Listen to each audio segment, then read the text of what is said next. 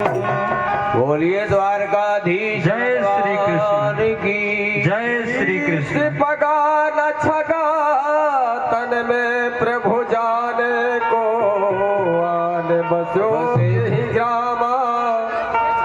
ओ धोती फटी सिलटी लुप्त पिटी हर पाए उपासन कीन हो श्यामा। पूछ द्वार खड़ो दिज दुर्बल के देख रहो वसुधा अब रामा। और पूछत दीन दयाल को धाम बतावत अपनो नाम सुदामा। ऐसे बेहाल बेवाहिन सो पग कंटक जाल लगो पुन जोयो। और हाय महा दुख पायो सखा तुम आयो ये कित दिन खोयो। देख सुदामा की दीन दशा करुणा करके करुणा निधि रोए। और पानी परात को हाथ छुए नहीं नैनन के जल सो पग धोए। महाराज द्वारकाधीश के दरवाजे में सुदामा जी कृष्ण है, कमजोर हैं, दरवाजे पे बढ़ते चले आ रहे हैं, आवाज लगाते हैं, अरे देखो देखो ये गरीबी आ गया, ये गरीबी का हाल। कृष्ण के दर पे विश्वास लेके आया। मेरे बचपन का यार है मेरा श्याम। यही सोच कर मैं आस लेके आया हूँ।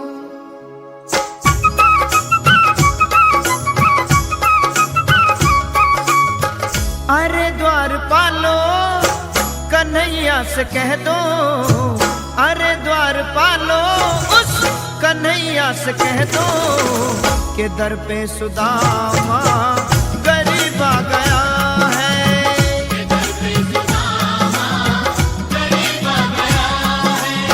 भटकते भटकते न जाने कहाँ से, भटकते भटकते न जाने कहाँ से तुम्हारे महल के करीब आ गया है।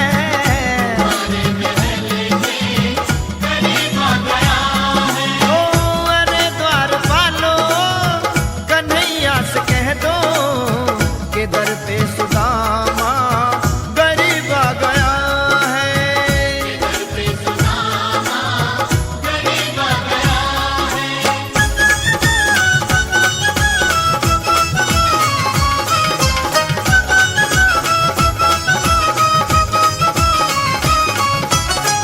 न सर पे है पगड़ी न तन पे है जामा।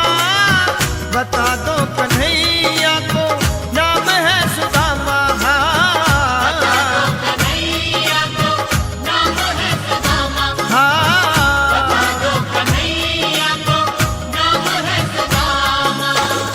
न सर पे है पगड़ी न तन पे है जामा।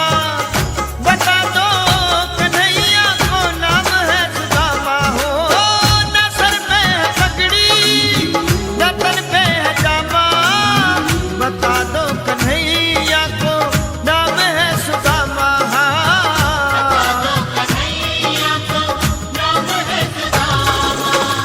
एक बार मोहन से जा करके कह दो। तुम एक बार मोहन से जा करके कह दो कि मिलने सखावर नसीब आ गया है।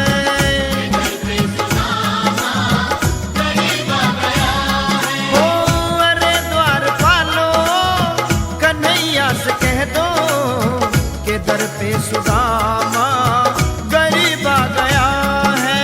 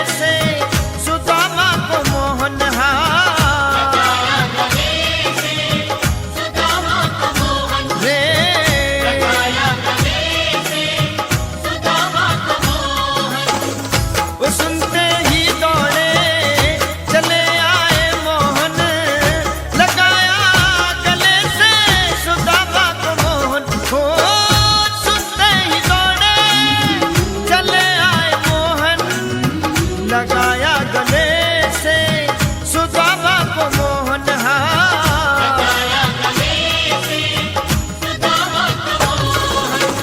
हुआ रुक्मणी को बहुत ही अचंभा, हुआ रुक्मणी को बहुत ही अचंभा, ये मेहमान कैसा अजीब आ गया है।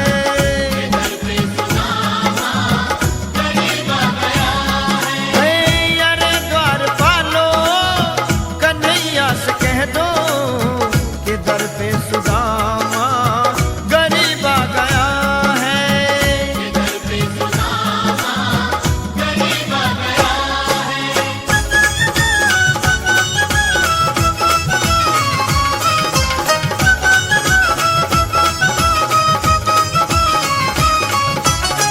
बराबर में अपने सुदामा बैठाए, चरण आंसुओं से श्याम ने धुलाए।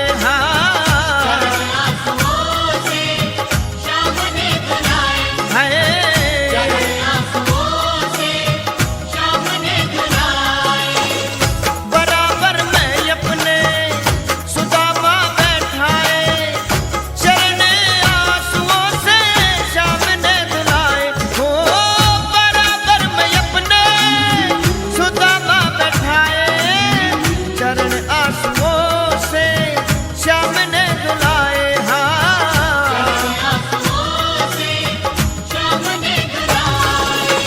न घबराओ प्यारे जरा तुम सुदामा, न घबराओ प्यारे जरा तुम सुदामा, खुशी का समा तेरे करीब आ गया है।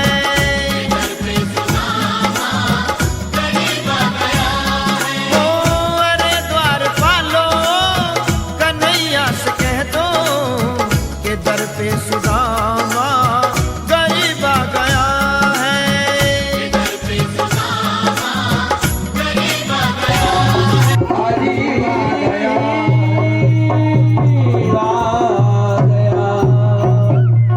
द्वारकाधीश भगवान की जय हो। महाराज द्वारकाधीश के आवाज सुन करके द्वारकाधीश अपने आसन को छोड़ के दौड़ के दरवाजे तक भागे और महाराज सुदामा को वहीं से गले लपटा करके अपने राजभवन राजप्रसाद में ले आए। अपनी आसन पे जो है आसीन किया, बैठाला और भगवान के स्वरूप को देख करके सर्वप्रथम ब्राह्मण की जो परंपरा है, मित्र ब्राह्मण, इसके लिए चरण धोने चाहिए। तुरंत महाराज रुक्मणी आदि से जल आदि को मंगवाया, कोपर मंगवाया। तब तक महाराज देखते हैं ऐसे बेहाल बिमायन सो पग कंटक जाल लगे पुन जोए।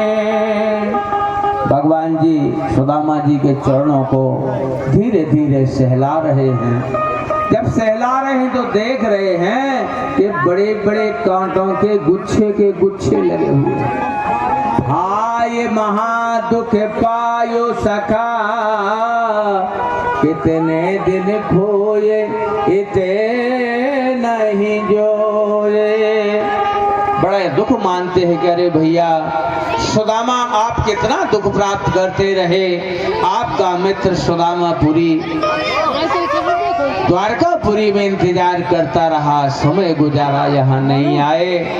तब तक महाराज पानी परात को हाथ छुओ नहीं, मैदान के जल सो पग धोए।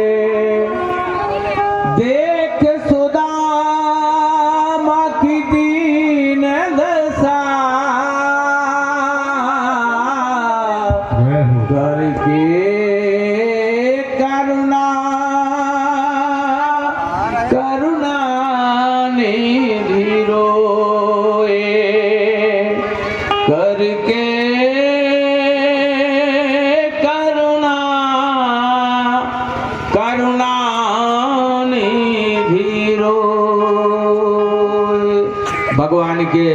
द्वारकाधीश के आंखों से आंसू छलक रहे हैं महाराज। रुक्मणी आदि सत्यभामा जल का कलश लेके नहीं आ पाई और महाराज भगवान कृष्ण कन्हैया ने अपने मित्र के अपने आंसुओं के जल से ही और जो है भगवान के पग धो डाले। इतना अनन्य प्रेम भगवान के अलावा दूसरा कोई कर भी नहीं सकता। इस प्रकार आज द्वारकापुरी में और महाराज सत्यभामादि को पटरानियों के महल में आज मित्र सुदामा पधारे हैं, भगवान के चरण धो गए हैं, जल पान आदि की व्यवस्था है और भगवान को सुंदर सुंदर भोजन खवाए जा रहे हैं, आनंद ले रहे हैं भगवान सुदामा अपने मित्र के यहाँ। और जब मित्र के यहाँ आए हैं तो भैया आप लोग भी उस आनंद में शामिल हो सकते हैं। भोजन प्रसाद है, भगवान ने बढ़िया हलवा पूड़ी जलेबी मालपुआ रसगुल्ला रबड़ी रसमलाई आदि आदि बड़े छप्पन भोजन पकवाए हैं और भोजन प्रसाद हो गए। तब भगवान ने अब थोड़ी सी चर्चा करी। देखो समय ज्यादा हो रहा है, कथा को अपना विश्राम के लिए चलना है। चर्चा भाई तो महाराज अब सुदामा जी बैठे हैं और कृष्ण कन्हैया तो वैसे चुलबुले हैं। पूछ लिया कि बड़े भैया सुदामा जी आप अभी तक वैसे ही होगे कुछ और होगा? पिता ने एक ब्राह्मणी कन्या से हमारा विवाह करवा दिया है, हम अब विवाहित गृहस्थ हैं और हमारे जो है संतान गोपाले भी हैं। कन्हैया ने कहा कि अरे भैया तुमने विवाह कर लिया, हम मित्र हैं, तुमने हमको निमंत्रण नहीं दिया, बुलाया नहीं। सुदामा ने कहा भैया क्या बताएं, जल्दी में रहा होगा, हमें होश नहीं, बुला नहीं पाए। तब तक महाराज और कृष्ण भगवान ने कहा ए रुक्मणी आदि पटरानियों हमारा मित्र आए हुए हैं, इनसे प्रणाम करो, इनके चरण छुओ।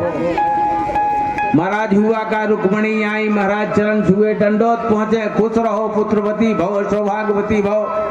रुक्मणी आई, सत्यभामा आई, 8 रानियां आई महाराज और फिर 100 108 हो गई।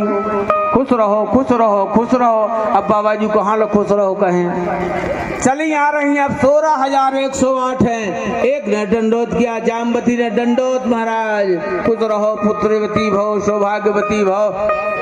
करते करते महाराज 16,108 जब जे हैं कौन जो 16,000 सवेरे से होकर के शाम भई जा रही है, आशीर्वाद खुश रहो सौभाग्यवती भव पुत्रवती भव दीर्घजीवी भव, हम चिल्ला रहे हैं आशीर्वाद दे। आए कौन जे?